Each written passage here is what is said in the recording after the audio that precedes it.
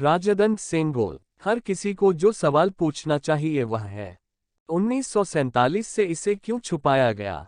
बाद में परंपरा का पालन क्यों नहीं किया जाता है? इसे गायब किसने किया? क्या यह विशेष पंथों को खुश करने के लिए है? ऐसी और कितनी बातें छिपी हैं? और क्यों सेंगोल को एक पवित्र हिंदू समारोह में नेहरू को सौंप दिया गया था? सेंगोल पर खुदा तमिल में यह कविता है, यह हमारा आदेश है कि भगवान शिव के अनुयायी राजा स्वर्ग में शासन करेंगे। इस प्रकार 15 अगस्त 1947 को सत्ता एक हिंदू राजा को स्थानांतरित कर दी गई, जिसे एक जैसा शासन करने का आदेश दिया गया था।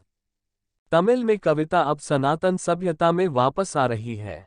यह सनातन सभ्यता की पुनर्स्थापना नहीं तो और क्या है।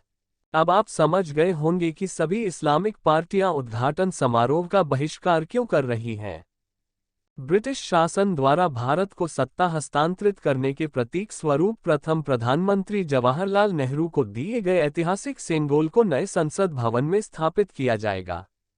यह राजदंड सेंगोल अभी इलाहाबाद के एक संग्रहालय में रखा हुआ है। 1947 में मूल सेंगोल बनाने में शामिल रहे दो लोगों, 96 वर्षीय वुम्मिदी एथिराजुलु और 88 वर्षीय वुम्मिदी सुधाकर के नए संसद भवन के उद्घाटन समारोह में शामिल होने की उम्मीद है। तमिल विश्वविद्यालय के पूर्व प्रोफेसर एस.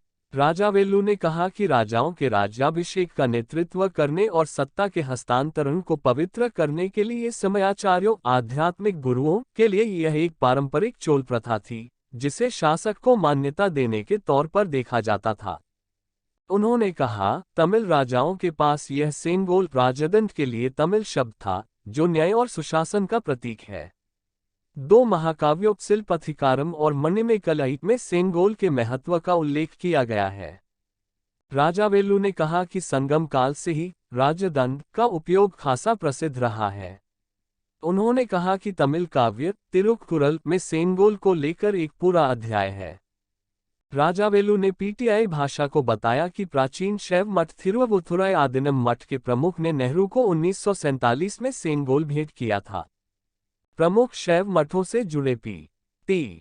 चोकलिंग ने कहा, यह हमारे राजाजी सी राजगोपालाचारी भारत के अंतिम गवर्नर जनरल थे, जिन्होंने नेहरू को आश्वस्त किया कि इस तरह के समारोह की आवश्यकता है, क्योंकि भारत की अपनी परंपराएं हैं और संप्रभु सत्ता के हस्तांतरण की अगुवाई एक आध्यात्मिक गुरु द्वारा की जानी चाहिए। 14 अगस्त 1947 को सत्ता के हस्तांतरण के समय 3 लोगों को विशेष रूप से तमिलनाडु से लाया गया था। अधीनम के उप मुख्य पुजारी, नादस्वरम वादक राजथीनम पिल्लई और ओथुवर गायक, जो सेंगोल लेकर आए थे और कार्यवाही का संचालन किया था।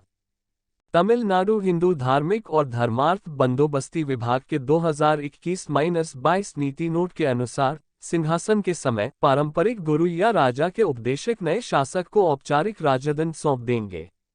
इस परंपरा का पालन करते हुए जब ओथु मूर्तियों ने कोलारू पाथिगम थेवारम से 11वें छंद की अंतिम पंक्ति का गायन पूरा किया, तो थिरुवुथुराई अधीनम थंबीरन स्वामीगल ने पंडित जवाहरलाल नेहरू को सोने की परत चढ़ा चांदी का राजदंड सौंप दिया।